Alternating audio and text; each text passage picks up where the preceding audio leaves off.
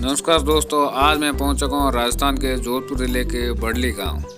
जी हां, जोधपुर जैसलमेर हाईवे पर बना इस बड़ली गांव की खासियत और मैं आपको इस बारे में जानकारी दे रहा हूं, तो सुनो बड़े ध्यान से।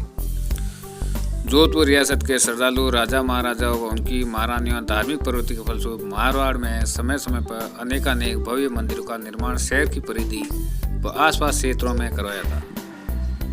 मंदिरों की एक लंबी श्रृंखला के तहत एक ऐसा प्रबल जन आस्था का मंदिर जोधपुर शहर से 13 किलोमीटर दूर जोधपुर जैसलमेर मार्ग पर बड़ली गांव में आया हुआ है। बड़ली के भैरव जी के नाम से विख्यात ये मंदिर 1200 वर्ष पुराना है। इस मंदिर का निर्माण मारवाड़ के नरेश राव सियाजी ने करवाया था, जो राजस्थान में विख्यात है। राव सियाजी जोधपुर के साथ कनौज के भी शासक थे। इन्होंने मारवाड़ से बाहर रहकर 13 वर्ष तक कनौज पर शासन किया। वो प्राय मारवाड़ में आते रहते। एक बार जब कनौज से अपने वफादार राजपुरोहितों के साथ मारवाड़ लौट रहे, तभी मुल्तान की तरफ से मुगलों ने मारवाड़ पर आक्रमण कर दिया। राव सियाजी उस समय द्वारकाजी जा रहे थे, लेकिन युद्ध की विभीषिका देखकर वो सभी वहां नहीं जा पाए। अपने राजपुरोहितों को काशी भेजकर भैरव जी की मूर्ति लाने की आज्ञा देकर सभी आक्रमणों पर दलबल सहित टूट पड़े। अंत में मुगलों को मुंह की खानी पड़ी। अब राजपुरोहित राव सियाजी रिष्ट के रूप में काले पत्थर की भैरव जी की मूर्ति लेकर मारवाड़ लौटे, तो उस समय राव सियाजी पाली में डेरा डाले हुए थे। कुछ दिन बाद राजपुरोहित के साथ भीनमाल व खेड़ होते जोधपुर पहुंचे। जोधपुर पहुंचने की सीमा में प्रवेश के दौरान उन्हें एक हरा भरा क्षेत्र व पानी का विशाल तालाब दिखाई दिया, जहाँ बरगद का एक विशाल वृक्ष था। राव सियाजी अपने लाव लश्कर समेत यहीं ठहर गए। तालाब के किनारे भैरव जी की प्रतिमा प्रतिष्ठित करने का मन बनाया। राजपुरोहितों के सहयोग से विधिवत पूजा अर्चना के बाद अपने इष्ट देव भैरव जी की मूर्ति को यहाँ स्थापित कर दिया। धीरे धीरे भैरव जी की ख्याति जनमानस में फैलने लगी। ग्रामीणों ने भारी भरकम बड़ के पेड़ के नाम से इस स्थान का नाम बड़ली रख दिया। कालांतर में यह मंदिर बड़ली के भैरव के नाम से विख्यात है। आज समूचे मारवाड़ी नहीं, बड़ली के भैरव के प्रति लोगों इतनी श्रद्धा है कि न केवल आसपास ग्रामीण क्षेत्र बल्कि राजस्थान, गुजरात, महाराष्ट्र, एमपी, यूपी, बिहार सहित लोग आशीर्वाद प्राप्त करने हेतु यहाँ आते हैं। विशेष के रूप में श्रद्धाजन पुत्र प्राप्त की इच्छा रख के आते हैं। कई श्रद्धालुओं को भैरव जी परिचित देते हैं, यानी कि कुछ लोग बड़ली भैरव जी के यहाँ पुत्र प्राप्ति के हेतु मन्नत मांगने आते हैं और भैरव जी महाराज उनको पुत्र देते हैं। जोधपुर जैसलमेर मार्ग पर दाई और बड़ली भैरव जी के काले पत्थर से निर्मित आदमकद प्रतिमा है, जिसके पास 3 छोटी और प्रतिमा है। ये मूर्तियां एक चबूतरे पर विराजमान है। मूर्तियों पर लाल व सफेद चमकीली पन्नियां चढ़ी हुई है। मंदिर के पीछे विशाल तालाब के साथ पुरोहितों की कुल देवी विशेत्री माता का मंदिर है। बड़ली के भैरवनाथ मंदिर में प्रवेश द्वार के बाईं ओर धूणे बने हुए हैं, जिनमें धूणा साधु संतों के लिए है। भीतरी मठ में अखंड ज्योति धूणा हर समय जलता रहता है। इन धूणों में समीप 7 समाधियां भी है, जो कि पूर्व पुजारियों की है। भैरव जी का प्रसाद सीमा से बाहर न ले जाने की परंपरा है, इसलिए सभी श्रद्धालु प्रसाद यहीं वितरित कर देते हैं। मंदिर से जाते वक्त श्रद्धालु मंदिर के चिन्ह धागा बांधकर फिर पीछे मुड़कर नहीं देखते।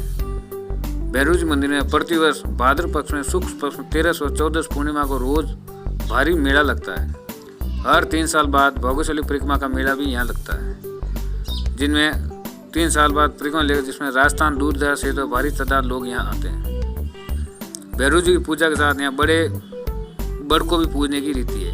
इन्हें भैरव जी की अन्य मूर्ति के यहाँ बीकानेर से लाया गया, जिसे टोलेसर गांव में प्रतिष्ठित कर दिए गए। यही कि भैरव जी के जैसा स्वरूप प्रदान किया गया। समूचे देश और राजस्थान में ऐसे 2 काले भैरव जी है, जो जन आस्था पौराणिक मंदिर के रूप में जाने जाते हैं। और दोस्तों, बड़ली भैरव जी को नगर रक्षक भी कहा जाता है। सुनने में ये आया कि एक बार किसी इंजड़े ने मजाक में बोले कि भैरव जी के अंदर इतना सत्य है, इतना पर्चा है, तो मुझे भी एक बच्चा दे। लेकिन उसको अपनी नपुंसकता का एहसास नहीं हुआ। जब बाद में उसके पेट में गर्भ ठहर गया और एक बच्चा हो गया, बच्चे का गर्भ ठहरा, तब वो शर्मिंदा होकर भैरव जी महाराज से माफ़ी मांगने लगा और भैरव जी महाराज से प्रार्थना की, हे भैरव जी महाराज, मेरी भूल को माफ़ कर दीजिए और मैंने भूल में वो लिया। तो भैरव जी महाराज ने उस हिंजड़े का गर्भ गिरा दिया और उस हिंजड़े ने बदले में भैरव जी महाराज के यहाँ एक हॉल बनाया, जिसमें सभी भक्त लोग आते हैं, चूरमा प्रसादी खाते हैं व रेस्ट करते हैं, आराम फरमाते हैं। दोस्तों, तंत्राचार्यों का मानना है कि वेदों में जिस परम पुरुष का चित्रग्रहण रुद्र में हुआ, वह तंत्र शास्त्र के ग्रंथों के उस स्वरूप का वर्णन भैरव के नाम से किया गया। जिसके भय से सूर्य व अग्नि तपते हैं। इंद्र, वायु और मृत्यु देवता अपने अपने कामों में तत्पर है। वे परम शक्तिमान है। भैरवी भगवान शंकर के अवतारों में भैरव का अपमान विशिष्ट महत्व है।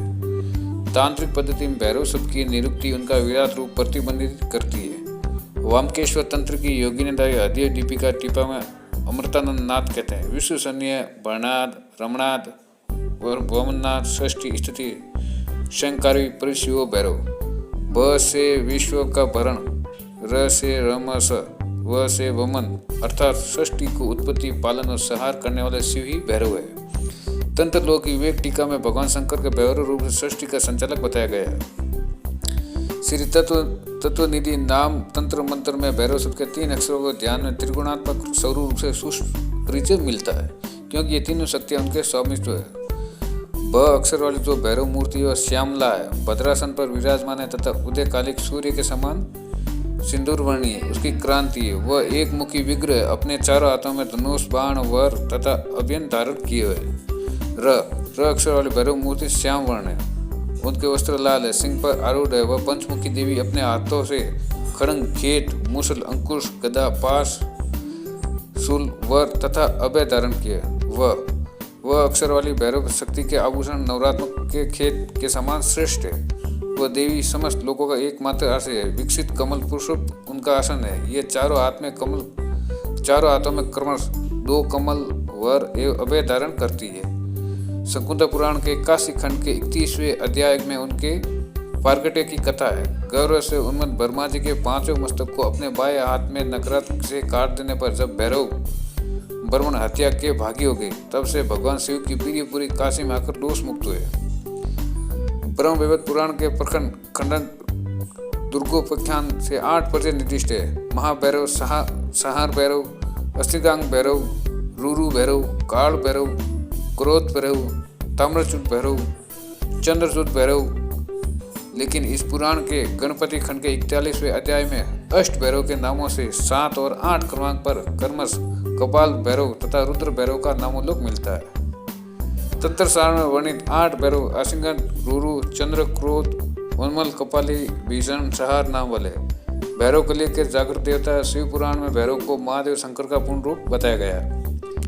इनकी आराधना में कठोर नियमों का विधान भी नहीं है। ऐसे में परम कृपालु एवं शीघ्र फल देने वाले भैरवनाथ के शरण में जाने पर जीव का निश्चय उद्धार होता है। वैसे भैरव जगदम्बा माता के भाई है। 64 जोगनी 52 भैरव। तो ये जानकारी मुझे बड़े बुजुर्गों से मिली है, वही जानकारी मैंने आपको बताई है। जय भैरव जी महाराज की। दोस्तों, बड़ली भैरव जी के बारे में एक और जानकारी मिली है बड़े बुजुर्गों से। दोस्तों, सुनने में ये आया कि पहले भैरव जी का मंदिर किले वाली घाटी पे था और माँ चामुंडा के मंदिर के पास में। तो एक नव दंपति जिनके 5 साल हो गए शादी के, उनके कोई लड़का नहीं हो रहा था। एक दिन सेठ सेठानी ने विचार किया क्यों न आज भैरव जी के जाएं। तो किले वाली घाटी गए, भैरव जी से मन्नत मांगी, ये भैरव जी महाराज, मेरे बच्चा होगा तो मैं आपके पाटा चढ़ाऊंगा। क्योंकि सेठ सेठानी बढ़िए थे और 1 साल बाद उनके एक बच्चा हुआ। बच्चा होने के बाद सेठ जी भूल गए, अब वो भैरव जी को पाटा नहीं चढ़ाएंगे। बोले अपन तो बढ़िया हैं और ये पाप कौन करे। सेठानी जी ने बच्चे के लिए लाख जतन किए। बच्चा हमेशा स्वस्थ नहीं रहता था, रोज बीमार रहता था, रोज उसको हॉस्पिटल ले जाते थे। तो वो सेठ जी से बोलती, सेठ जी अब तो पाटा चढ़ा दो भैरव जी को, भैरव जी ने अपन को एक लड़का दे दिया है।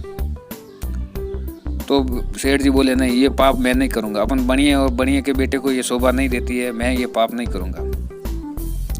तो फिर वो बच्चा बीमार रहने लगा। ऐसे करते करते 4-6 महीने हो गए बच्चे को बीमार रहते हुए। एक दिन सेठ जी को गुस्सा आया, वो किले वाली घाटी पे भैरव जी की मूर्ति के पास पाड़ा लाकर बांध दिया। अब पाड़ा लाकर बांध दिया तो मई जून का महीना था। पाड़ा बिल्कुल प्यास से तड़प रहा था। पाड़े को गुस्सा आ गया और भैरव जी की मूर्ति रस्सी समेत लेकर सीधा जोधपुर शहर से 15 किलोमीटर दूर बड़ली गांव चला गया। वहाँ बड़ा एक बरगद था, बरगद के पेड़ को बरगद बोलते और बरगद से वो बड़ली गांव हो गया। उस बरगद के पेड़ के पास एक बहुत बड़ा अच्छा सुंदर तालाब था। पाड़ा वहाँ जाकर आराम से पानी पिया और वहीं बैठ गया।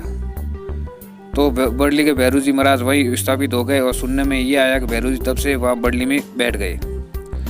तब भैरव जी महाराज की बहन माँ जगदम्बा 64 जोगनी 52 भैरू तो माँ जगदम्बा बोला, अरे भैरू ऐसे कैसे भाग रहा है के बहन माता जी। फिर जगदम्बा को भैरू जी ने बोला, माता जी मैं लम बैठा मटका ही करिया, भौणे ने टाबर मैं दिया हूँ, माता जी नहीं दिया। यानी कि माँ जगदम्बा ने सेठ सेठानी को पुत्र नहीं दिया, सेठ सेठानी को पुत्र मैंने दिया। तो माता जी मैं लम बैठा मटका ही करिया, भौणे ने टाबर भैरू जी दिया। तो माँ जगदम्बा तो वो तो महल में विराजमान थी किले के अंदर, और भैरू जी महाराज किले के बाहर किले वाली घाटी पर थे। और वहाँ से वो पाड़ा उनको खींचकर बड़ली गांव तालाब पर ले गया, और तब से बड़ली के भैरू जी के नाम से जाना जाता है। वो पाड़े ने वहाँ जाकर पानी पिया और वहीं रेस्ट किया, तब से भैरू जी महाराज वहीं मूर्ति के बंध गए, और वो मूर्ति वहीं है, और जिस वजह उसको बड़ली भैरू जी कहा गया। ये थी दोस्तों भैरू जी महाराज की कहानी। और भैरू जी के नगर सेठ भी कहा जाता है, नगर रक्षक। नगर सेठ बोलो या नगर रक्षक बोलो एक ही बात है। और नगर के बाहर ज़्यादातर भैरू जी के मंदिर मिलेंगे। और भैरू जी महाराज का विशेष पर्चा ये रहता है बच्चा देने में। जिनके बच्चे नहीं होते उनको भैरू जी से मन्नत मांगनी चाहिए। और किसी प्रकार ये पाड़े आड़े के मन्नत बिल्कुल नहीं, ये सब आज के समय में झूठी बातें हैं। आप पाड़े की बजाय भैरू जी महाराज को चूरमा चढ़ाओ और काले कुत्ते को इमरती और जड़े भी खिलाओ, इससे बढ़कर कुछ नहीं है। और आज के समय कोई किसी प्रकार पक्षु की बलि नहीं देते हैं। ये पुरानी कहावत है, और पुराना उस समय सत्य था, भगवान खुद अवतारित थे। तो पक्षु